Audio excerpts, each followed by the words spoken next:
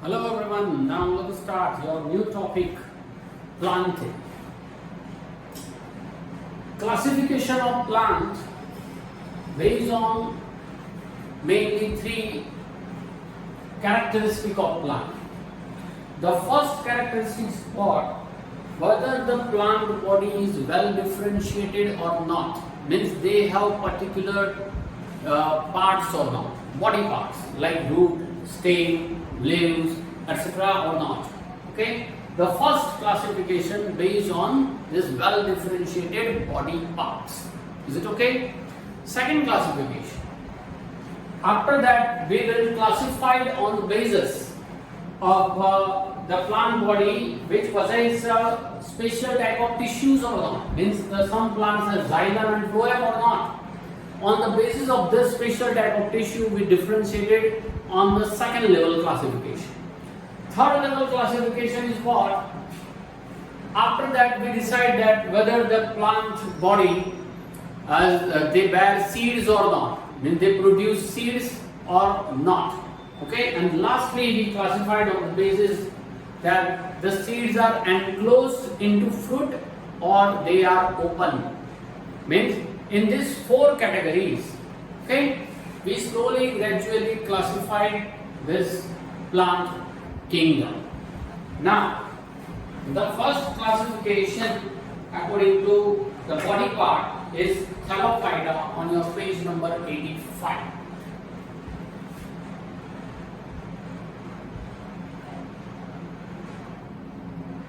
Thallophyta. It's a Latin language. So thallus, the word thallus means empty. In English it is known as empty, and that's why here the word used is Thallophyta. Phyta means class, phylum, like this. So this division, Thallophyta, the reason is what? Thallus, it means empty, means the plant bear nothing. Nothing means they did not have root, stem, right, etc. So we can say that the body is not differentiated.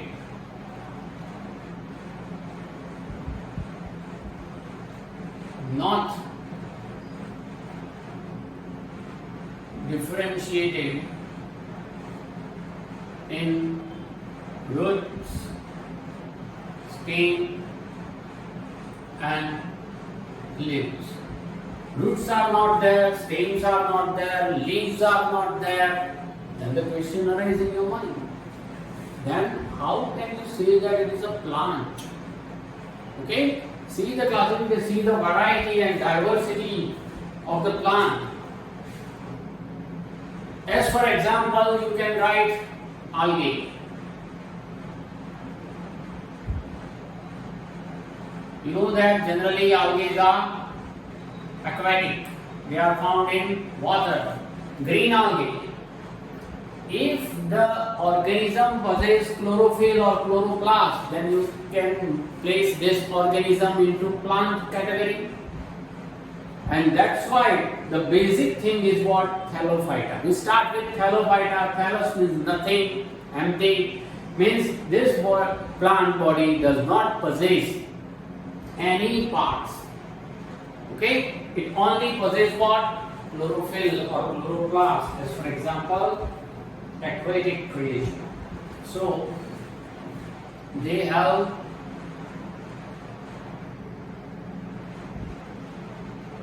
chlorophyll, they do photosynthesis,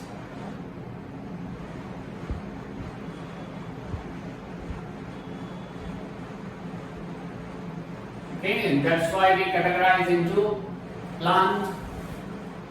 And as for example, green algae, red algae, brown algae, in short, algae. Okay? In your textbook it is given that Spirogyra, Eurythrax, Cladophora and Char. As for example, Spirogyra, Eurythrax, then Cladophora,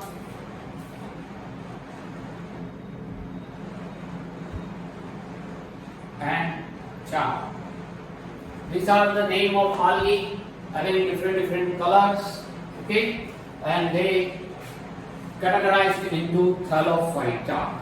Now the second is Bryophyta.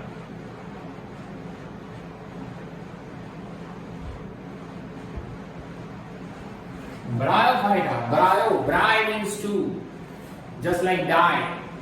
It is in Latin language called bry. Okay, so bry means two. So it means what? You can say that the body is differentiated into two parts only, right? Here no part is there. After that, Bryophyta, it the first terrestrial plant, and they are the small multicellular green plants. Okay, the first terrestrial plant.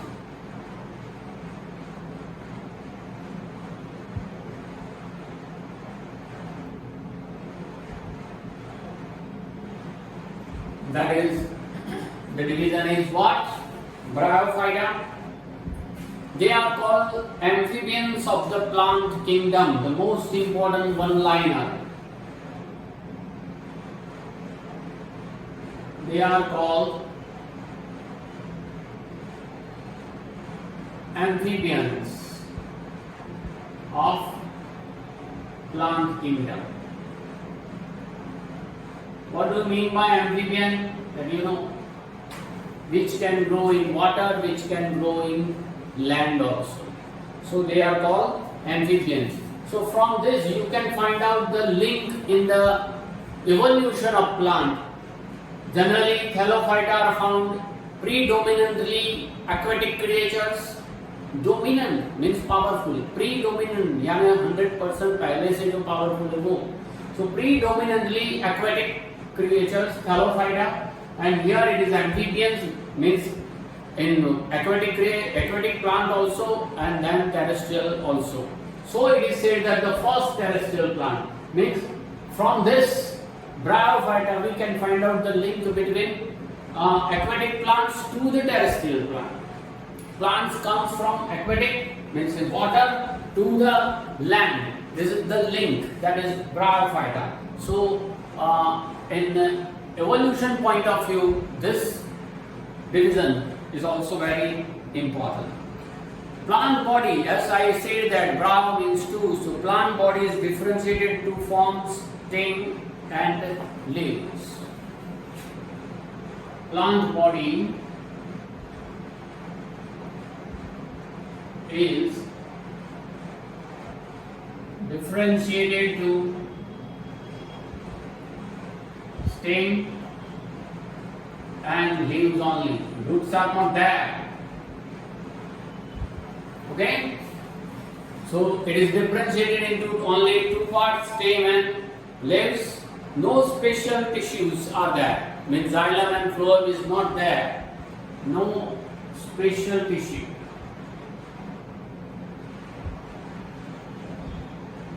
For conduction of water and minerals.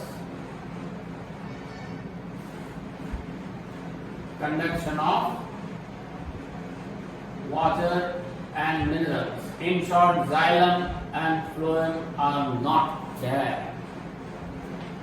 As for example, moss means Funaria and Markensia. As for example, moss, which is known as Funaria and Markensia. Okay? They are found maybe in land and maybe in water. It is a small grass-like structure. Okay? Here in your textbook it is given microscopic view, so you can judge that. But with naked eye, we can see it is just like a grass, small grass. Okay? Now the third one is Pteridophyta. Pteri means three. See the pronunciation. It is not called Patrinophyta. It is called Pteridophyta. P silent. Pteri means three. So here body is differentiated with three parts, that is stem, leaves and roots.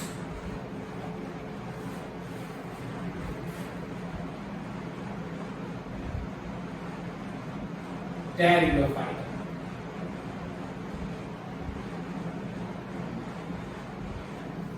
Okay?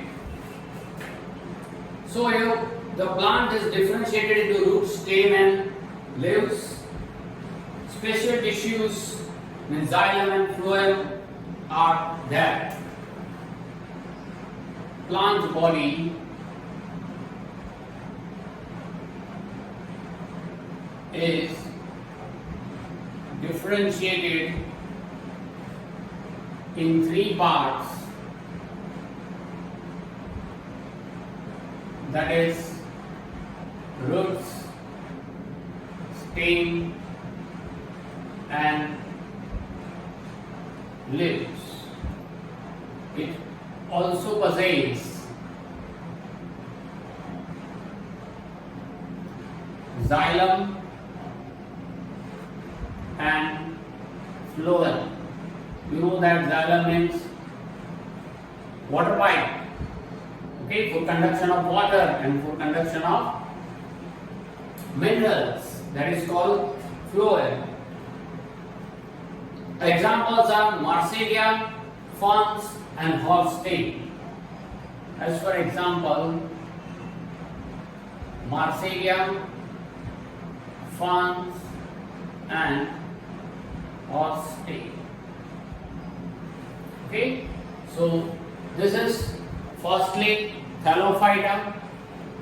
Thallus means nothing, empty, and so body design is not differentiated in any part like stem, roots and leaves. Then two part, that is stem and leaves, that is Bryophyta, amphibian, the link between water plant, means aquatic plant, and terrestrial plant. That's why it is the first terrestrial and amphibian in the plant kingdom. Here Pteridophyta, slowly gradually we move towards the eukaryotic plant. Here plant body is differentiated into three parts, and it also possesses the pipeline or conduction of water and conduction of mineral like xylem and phloem. Okay, you can say that Bryophyta is in between Thallophyta and Pteridophyta.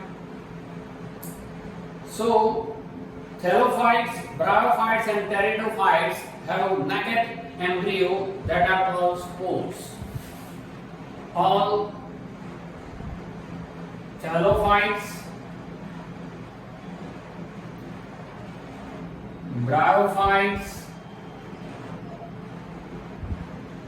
and Pteridophytes have spores, that is, they have naked embryo.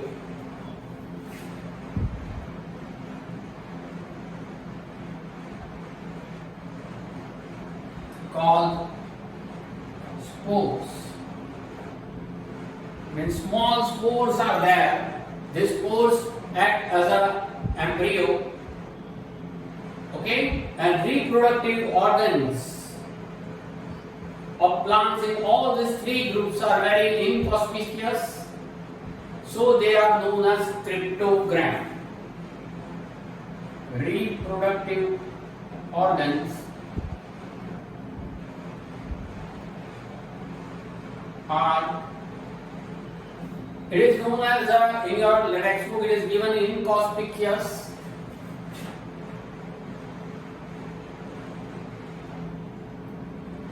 That is called open, and therefore it is called cryptogram. Here gam stands for gametes. Gametes means sex cell. Here it is about plant. Crypto means open, so it is called cryptogams. So sorry, I made a mistake. Cospious means open, incospious means closed. So their reproductive organs are closed, known as cryptogams. Okay? Remember this meaning, incospious, and it is known as cryptogams. Okay? On the other hand, means opposite to this, we can say that plants well differentiated reproductive tissues that ultimately make seeds, they are known as phanerogams. If reproductive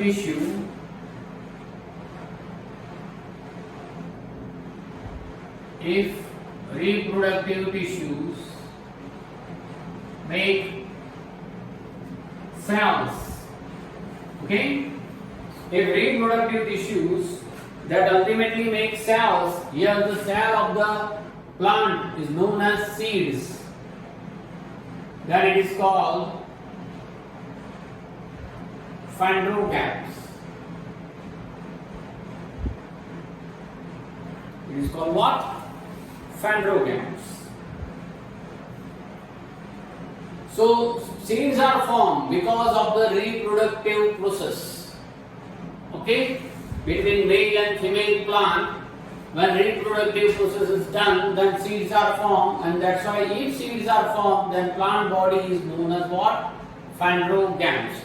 And that's why we can say that a flower is produced, or you can say that the plant body having flower. They are called phanerogams. So embryo, seeds covered with embryo, and this embryo which we call fruit. Here the growth of embryo, it is possible due to germination takes place, right? So now we divide this into two parts, gymnosperms and angiosperms.